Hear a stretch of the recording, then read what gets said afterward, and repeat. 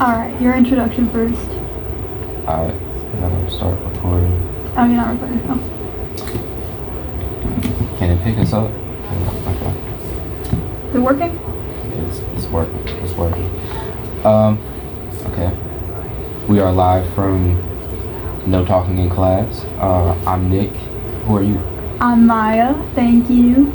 Okay, you can introduce yourself further. Okay. Yeah. My name is Maya Amadorr. I am a member of Student Council, former acting president of Student Council, and former president of Debate Club. I'm very passionate about my education and my future, and someday I hope to go to UNC Chapel Hill to be a nurse practitioner. It was not rehearsed. It came from my heart, trust me. Yeah. Okay, I'm Nick. I am a film director, or aspiring, I guess. I'm in Student Council. I'm the public relations director, and I have a YouTube channel. Yeah. Check out his YouTube. Yeah, please check it out. How was your weekend? My weekend was pretty, decent. I was supposed to go out and get boba with somebody, but then there was a tropical storm, so that was not very silly.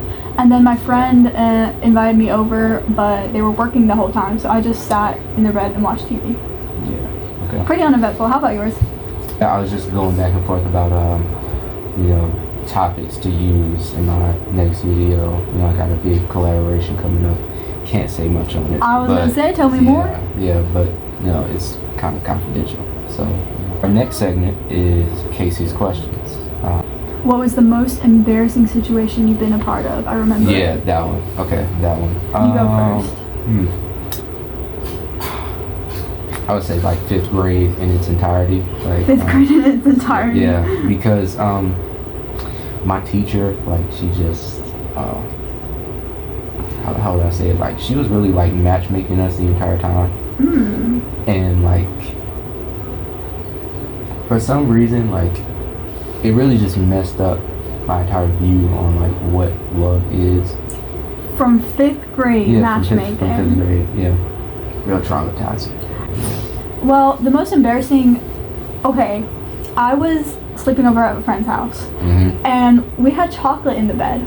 Oh God. So we forgot about it and fell asleep.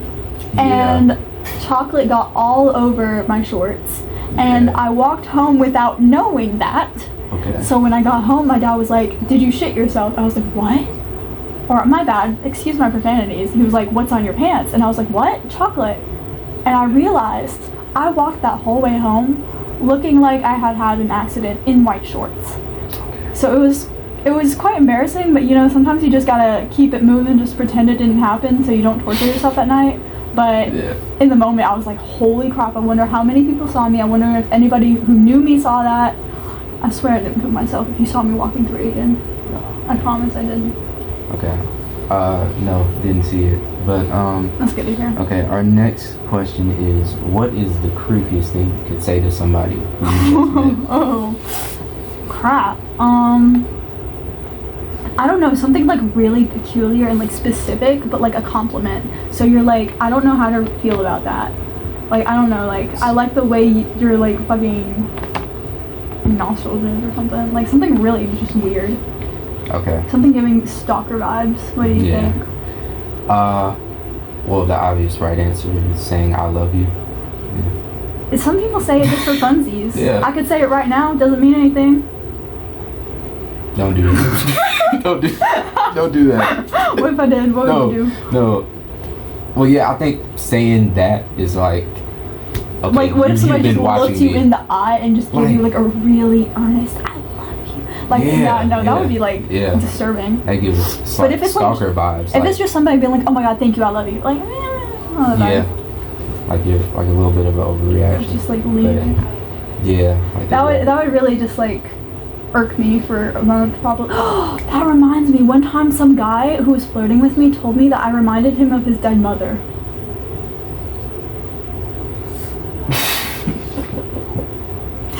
It was freshman year, and then I was like, oh, okay. This was the first day of school? Or? It was the first week, and then he was like, yeah, it's something about your hair and your eyes. And I was like, and you're the one who's hitting on me even though I'm not interested. Alright. Yeah, actually, I can't believe I forgot about that because that definitely brought back a memory that I buried in my head. Okay. Yeah. Okay. Our next question from Casey is cereal a soup? Yes. You know why? Because it's liquid and food, and you eat it with a spoon out of a bowl. Soup doesn't need to have broth or vegetables. So, There's fruit soup. There's fruit soup. There's cereal soup. okay. There's plenty of kinds of soup, and I feel like as citizens of society, we need to like embrace diversity and differences among others, and that includes among soup and cereal because they're one of the same. Okay. What about you? So, if it is soup, why doesn't it come in a can with the milk already there? You don't know that? that's like, you've seen like something like You that. want me to Google it? I'm at 20%. I mean, yeah. All right. Yeah. Cereal in a can. I'm gonna prove some nasty business. It doesn't exist. I swear to God, it has No, to. okay. I'm not a robot. Have y'all been? Oh, it went away. Apple's O cereal, vacuum sealed. Yeah. Yeah. You don't I need to win. show it to the thing, like it can't pick that up. I don't care. Alright. So it's a soup. Yeah. What do you think? I'd say it's not. Why? It says cereal on the box, and it doesn't come in a can, so. Well, I said we need to Can't do soup. embrace diversity. So I think There is maybe no you're diversity maybe among you're being a food, bit like- closed-minded. Like maybe you're just like not accepting change. And I don't think that's very helpful for our society. Like, if you want to be a film director, you gotta accept people's differences, and that includes those who Not really. In my subscribe to position, cereal. like I could literally fire people, That wouldn't be very kind. You need to embrace kindness in your heart but it and doesn't matter to be kind if you're trying to make like the greatest movie of all be time. kind to others, or else I- nobody will like you, and you'll be like Quentin Tarantino. I'd much rather be like him, to be honest. Like, Well, that's why you need to accept cereal as a soup. Progressive thinking. maybe I should. Yeah. Next question. Okay, hold up.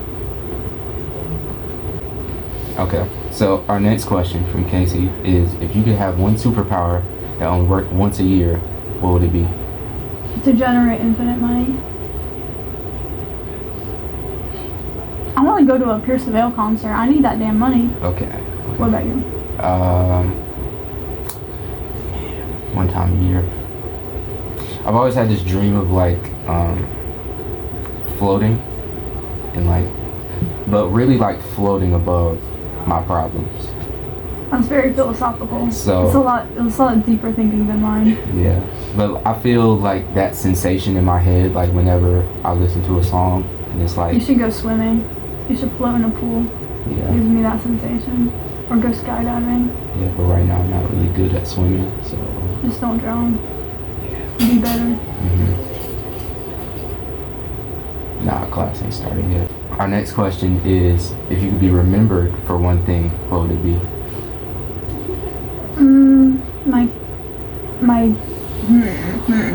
Okay, my thing is like I'm not a perfectly good person, but I try my hardest to be. So I would like my efforts to improve and be a good person to be remembered. Because yes, I have many faults. Everybody does. I've made plenty of mistakes, but I would like my efforts to be remembered, to improve and to fix the problems I have and to help others. Okay. What about you? I think this would point more like towards my career. Like I would want to be able to open up doors like in the film industry for people that look like me. That's sweet. Yeah. That's really nice. Like That's I a wanna- good goal.